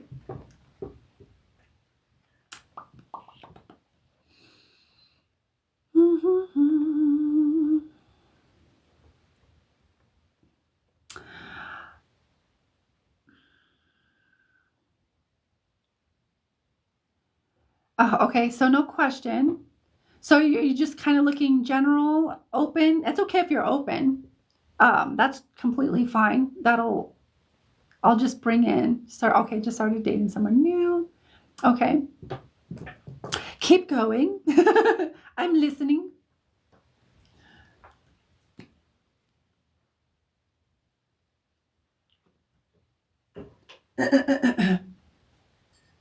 Okay, changing career. Okay. All right.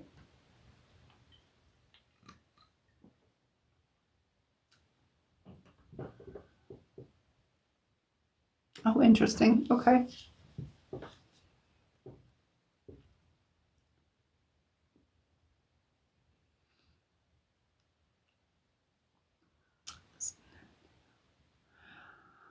I'm getting a vibe. Okay. So it kind of feels when I tune in. If you want to keep going, Ashley, go ahead. But I am catching a vibe. So I'm just kind of feeling into it. What I was hearing was like, I almost feel it. I'm like, how do I explain this? It almost feels like,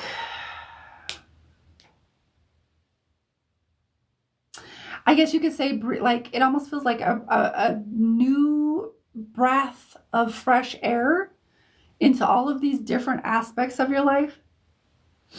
Um,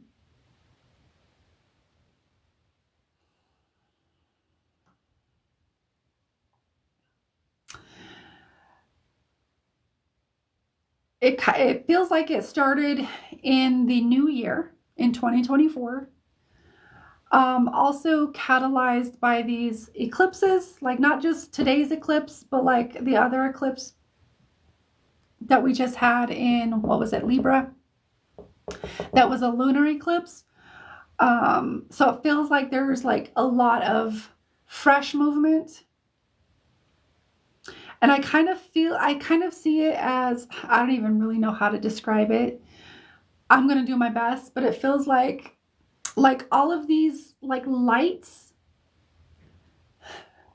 all of these like streams of lights. It's funny that you like sent me that hanging lights thing. But I see like these streams of lights like going in to different aspects of your life. And it feels like it's clearing out the old, bringing in the new. Clearing out the old, bringing in the new. So there's a lot of new starts. One moment. Let me just fill in.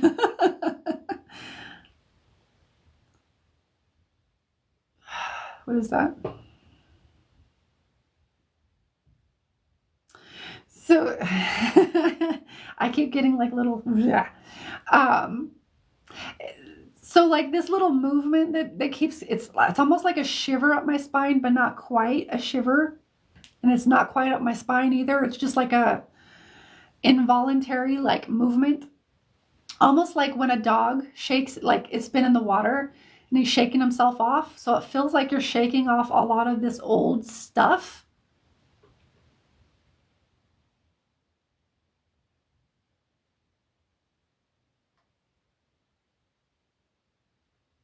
And it's really creating a lot of room for like a lot of new, like I wouldn't be surprised if there was like a more new starts for you. Like it would, like within the next like 3 to 6 months, like in the other aspects, whether it's health, etc., like really new, vibrant. What it feels like, what I'm kind of feeling is, it feels like a this wave of supportive energy to help you shake off the old stuff. Okay. So any proactive measures you can do to really ground and anchor into like this new identity, this new sense of self, this new like, yeah, new sense of self, because you're literally creating a new sense of self, like a new identity. Any proactive measures that you can do to really anchor in this new identity that's coming in is going to be like, très bien. You know, it's going to be very, very like beneficial for you moving forward. Because like it is also, how do I explain that? So, how do I say this? How do I say this? So I'm going to say this in a certain wording only because I don't know how to say it in another wording.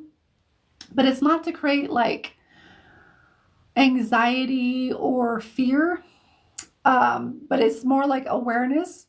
So all of this clearing out, all of this, my hair, all of this clearing out, it's also going to, there's also like some dirt and stuff that's going to remain, but there's a lot of clearing out that's happening right now.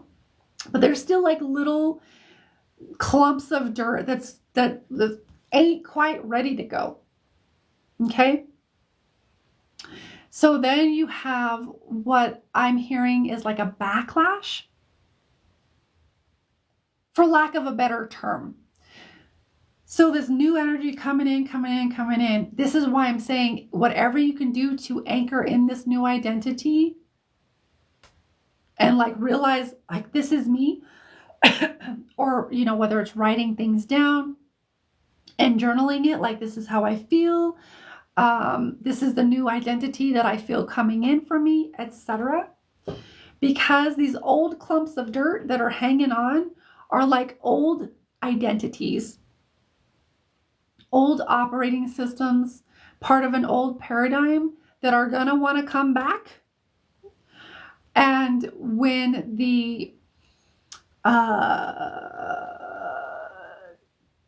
energy of like the eclipses like really fade, because it takes about 3 to 6 months, depending, and we still have another bookend of eclipses to go, right? So with this wave of eclipse energy, that's why I'm saying you really want to like anchor the new identity in, because these old clumps of dirt that are hanging on, they're going to cause what I kind of call like a backlash, because this old identity is going to come in, and it's going to come in and say, nope, I'm still this. So you have to do what you can to release the old identity. I do have processes to help it make it so much easier, right? It's a super conscious recode that I was just talking about. But like whatever, like do you, boo-boo, you know what I mean? Whatever process or whatever you feel intuitively, like please remain true to you and what you want to do. But it says like, but what I'm hearing is like, you really want to anchor in this new identity and set the intention, or whatever else kind of feels resonant for you to do. Like set the intention to release the old identities no longer serving you, keeping you in resistance to this new, because like this new identity and this new life you're creating, because they're like right now it's coming in, it feels very supportive, like really supportive. And once all of those energies, quote unquote, run out, they've kind of run their course, then this other stuff is going to start to come up and be like, because it's been surfaced. It's been kind of like when shells wash up on the beach. You see them, like all of a sudden you see them surface, these clumps of dirt. Like that's what I'm talking about with these clumps of dirt. And they're representative of your old identity, which are holding old beliefs that are limiting beliefs, keeping you stuck, keeping you from moving forward, like effortlessly, etc.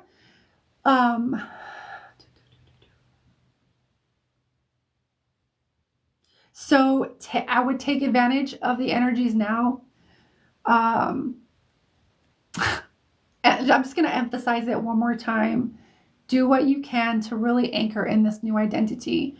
Whether you have to write it down, I would even amplify the emotions that you feel every day of feeling in this new, vibrant, radiant, like just expansive newness, and really anchor in that feeling and that state of being every day, because that helps you to master your state of being, and it helps you to create a state of being at will.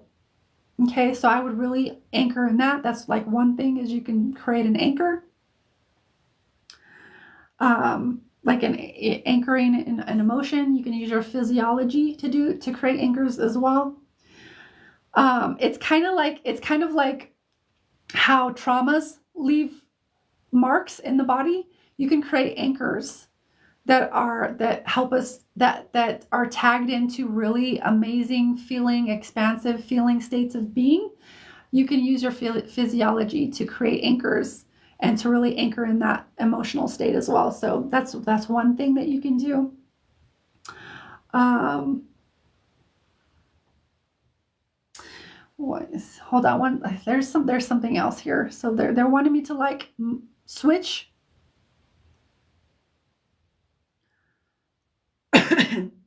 So the next thing this is going to do, it feels like, is health. Okay? Health stuff. If it hasn't already hit your health aspect of life, then I feel like it's going to start. Let me just fill in and kind of like, because it feels like there's going to.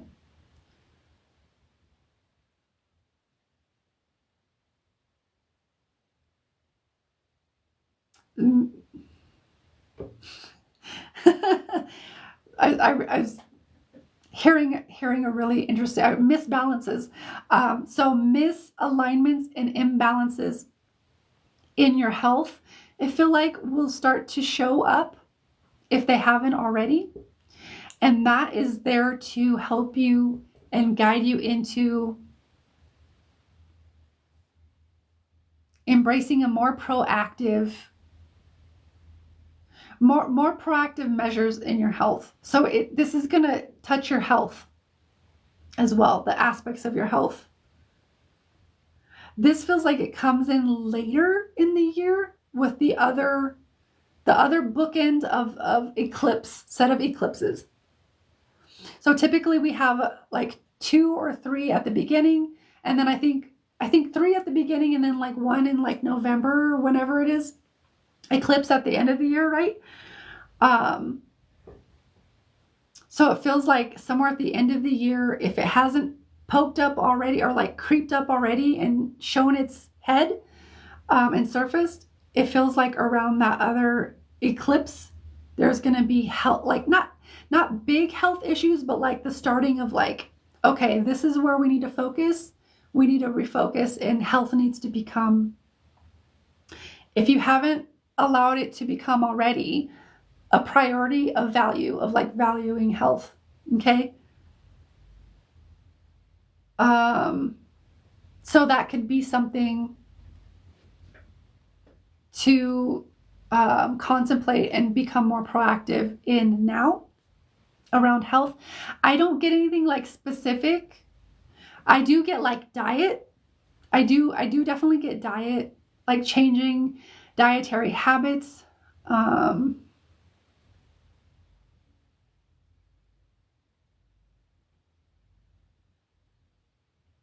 I do hear gluten, so I don't know if that means like I don't know. Oh, I don't know if you already like avoid gluten, but it does feel like of avoiding that and having other different alternative, that's the word, alternative grains that are gluten free and staying away from gluten, because it feels like it irritates your system, especially in this like new alignment. It feels like you'd be a little bit more gluten sensitive, which a lot of people kind of are anyway. It feels like it would like inflame gut, bowels, and like lead to like digestional. I don't know how to say it. Digestive digestive issues. I was using the wrong suffix there. So digestive, it feels like it would lead to digestive issues, which I think gluten kind of does anyway. But I get like gluten stuff and like just like, yeah, but what about that? Is it like including or, and then it feels like also being more selective with if you do eat meat, being more selective with cuts of meat, and then like really listening to your body consciousness and like your body of like, do I want meat? Do I not? Does this like feel truly aligned? Does it not? It feels like your system with integrating the new supportive energies is going to become more sensitized to like food. So really listening and being, if you don't already, really being able to listen to your body when it comes to food and being able to like spot when there is like a sensitivity. And that's as far as I get, is like diet feels pretty important. Okay.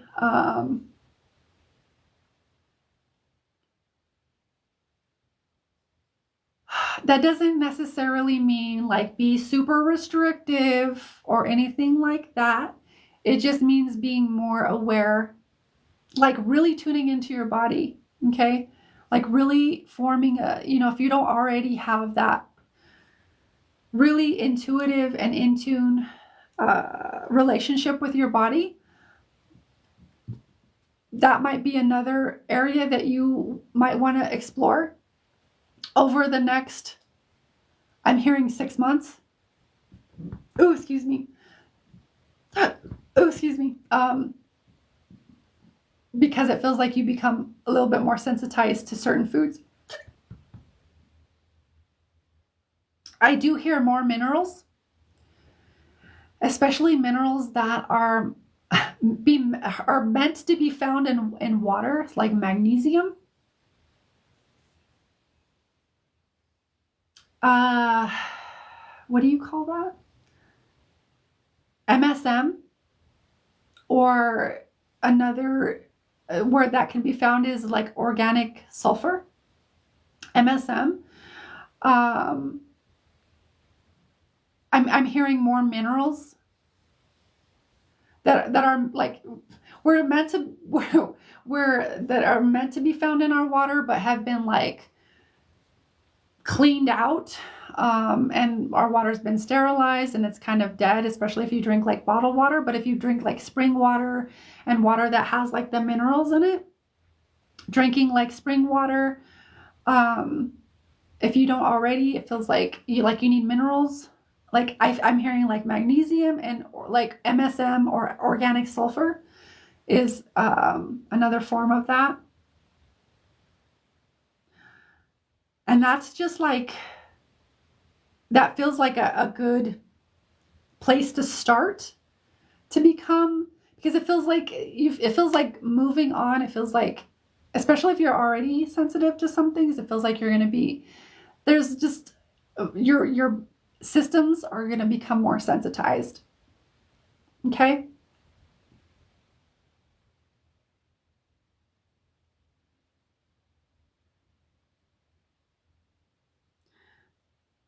And then again, I'm just listening. And then again, but what? Over the next 6 months, you definitely want to be grounding in this new identity. It gets to be, remember, it definitely gets to be like your choice, your free will. So take that into context. I'm not telling you what to do, but like, this is how it's coming through. So I'm just kind of relaying it how I hear it. But definitely in the next 6 months, really grounding in that new identity. Because it feels like towards the end, it feels like it's starting to be like, come back around and be like, wait, who do you think you are? Like, this old identity wants to come in because it's still there. And it might come in a little bit here and there, as the energies kind of rise and fall and do their thing, because you know that they're going to do their thing. But there's definitely some old sticky identities that are creating some, I would say, are ready to be let go. But they are I would say, to put it very in short form, like, they don't want to die and they feel like they have to die in order to become someone new. And that's not true. So it just feels like they're really sticky and they really are adamant to stick around. So I'm just saying, like, the next 6 months, all of the things, all of the things that we just went over. And then, like, especially as it pertains to health, taking more proactive measures, and then, like, really, really listening to your own body. Okay, because there's going to be other things that come in that I can't tell you. You know what I mean? Like, that your body is going to tell you, and to be more in tune with your body is going to be like one of the greatest gifts that you can give yourself. Is like sitting with your body and even meditating with your body, and feeling the different things, and even like, when you eat something, kind of feeling how your body reacts to it. Can you tell how your body responds?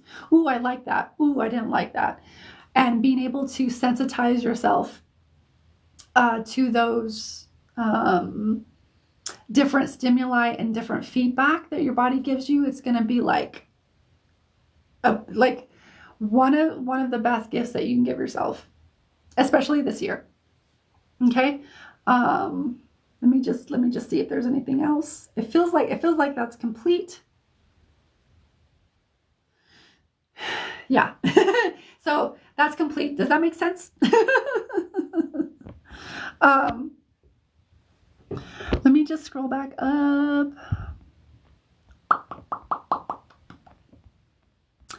I close my eyes so that I can concentrate and focus in only on the person that I'm reading. Does that make sense? So I actually can see.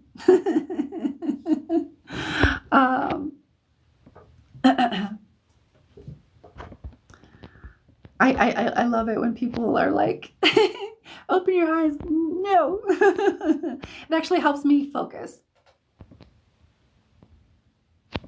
I love it.